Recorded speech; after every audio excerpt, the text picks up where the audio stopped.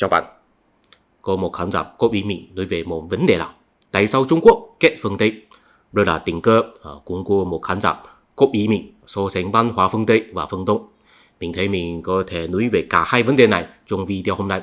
Tại vì sau khi chúng ta hiểu rõ văn hóa phương Tây và phương Đông có gì khác biệt, thì chúng tôi sẽ tự nhiên hiểu rằng tại sao Trung Quốc kết phương Tây. Không chỉ là Trung Quốc, cũng có thể hiểu biết lý do mà những quốc gia khác cũng kết phương Tây. Đầu tiên, mình phải cân nhắc một điều cho các bạn.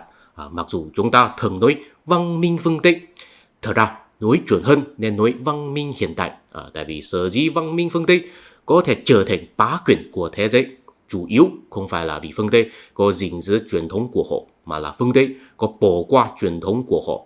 Phương Tây là bỏ qua truyền thống thầy Trung Cổ của họ và đồng thời có phát triển ra một loại hình văn minh mới, và phương Tây cũng có ý thức rằng văn minh mới của họ là rất khác biệt với văn minh truyền thống của họ, cho nên đặc biệt đặt tên cho văn minh mới của họ là văn minh hiện đại, và gọi văn minh truyền thống của họ là văn minh Trung Cổ hay văn minh cổ xưa. Sau đó vì văn minh mới của họ có thể sinh ra lực lượng rất mạnh và ảnh hưởng đến toàn thế giới, khiến hầu hết tất cả dân tộc đều phải học theo họ, bỏ qua một phần truyền thống của riêng mình. Vì vậy họ có một cảm giác là hình như ở trên toàn thế giới chỉ có họ, tức là phương Tây, mới có phát triển ra một văn minh mạnh như thế, cho nên cuối cùng nhắc đến văn minh hiện đại dần dần bằng với nhắc đến văn minh phương Tây.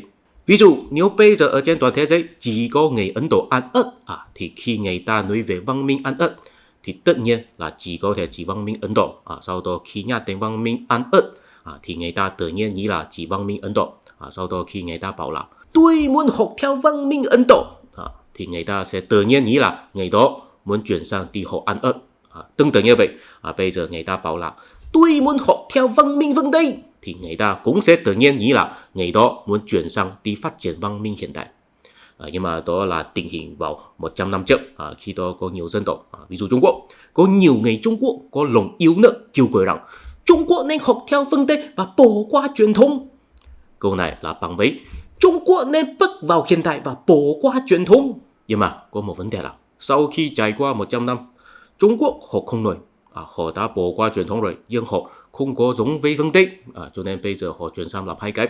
Một, sở lại tình nghĩa của hiện đại, nói rằng tính hiện đại không phải là chỉ có phương Tây có thể đại diện trên thế giới này, các dân tộc đều có thể phát triển ra loại hình hiện đại của riêng mình.